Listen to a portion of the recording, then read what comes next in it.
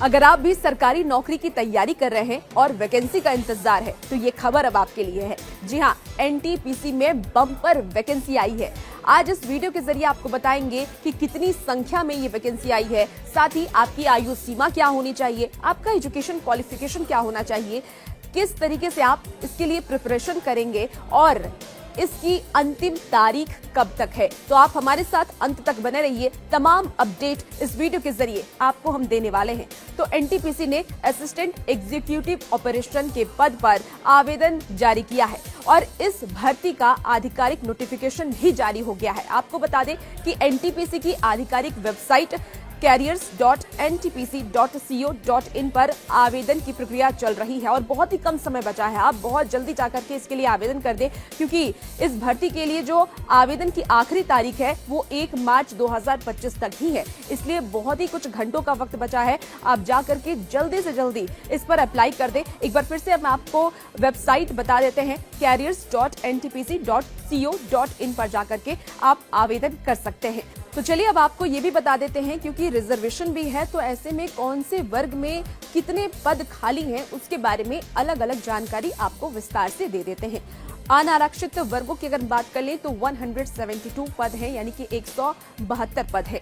EWS पे 40 पद है, ओबीसी के लिए 82 पद है, एससी के लिए 66 है और इसके साथ ही एसटी के लिए 40 पद है। तो ये रिजर्वेशन के हिसाब से कैटेगराइज किया गया है कि इन वर्गों के लिए इतने इतने पद खाली हैं। अब चलिए आपको आयु सीमा के बारे में बता देते हैं कि आपकी एज लिमिटेशन क्या होनी चाहिए, क्योंकि बहुत सारे ऐसे कैंडिडेट्स होते हैं जो कि कंफ्यूज हो जाते हैं कि क्या वो इसके लिए अप्लाई कर सकते हैं या अप्लाई नहीं कर सकते हैं, क्योंकि एज लिमिटेशन बहुत ज्यादा हो जाती है सरकारी नौकरी में। तो एनटीपीसी के लिए जो ये वैकेंसी आई है उसकी जो एज लिमिटेशंस है वो अधिकतम आयु वर्ष जो है वो 35 साल है। अगर आप 35 साल के ज्यादा के हैं तो आप इसके लिए अप्लाई नहीं कर सकते हैं। आपकी सबसे ज्यादा आयु जो होनी चाहिए वो 35 वर्ष होनी चाहिए। इससे ऊपरी के लिए ये बिल्कुल भी अप्लाई नहीं कर सकते। अगर आप आरक्षित वर्ग से आते हैं तो नियम के अनुसार आपको इसमें छूट मिल सकती है। अब चलिए सैलरी के बारे में भी डिटेल बता देते हैं, क्योंकि बहुत सारे कैंडिडेट्स ऐसे भी होते हैं जो सैलरी के बारे में जानना चाहते हैं कि आने वाले वक्त में उनकी सैलरी कितनी होगी। तो असिस्टेंट एग्जीक्यूटिव ऑपरेशन के पद पर चयनित अभ्यर्थियों की हर महीने की सैलरी 55,000 रुपए है, यानी कि 55,000 रुपीज आपको मंथली पेमेंट किया जाएगा, पैसे दिए जाएंगे। और आवेदन शुल्क की अगर हम बात करें, जब आप फॉर्म फिलअप करेंगे तो ऐसे में आपको आवेदन शुल्क भी देना पड़ेगा। तो ऐसे में अलग अलग कैटेगरी में यह आवेदन शुल्क रखा गया है। सामान्य, EWS और ओबीसी अभ्यर्थियों के लिए 300 रुपए आपको आवेदन शुल्क देना पड़ेगा। इसके साथ ही SC ST के लिए और महिलाओं के लिए जो आवेदन शुल्क है वो 0 है, यानी कि 1 रुपए भी आपको जब आप फॉर्म फिलअप करेंगे तो आपको नहीं देना होगा। अब आपको बता दें कि एनटीपीसी के इस भर्ती में उम्मीदवार लास्ट डेट का इंतजार किए बिना ही जल्दी से जल्दी आवेदन कर ले, और हमने आपको बताया कि 1 मार्च इसका आखिरी तारीख है, इसलिए आप जल्द से जल्द इसमें आवेदन कर ले।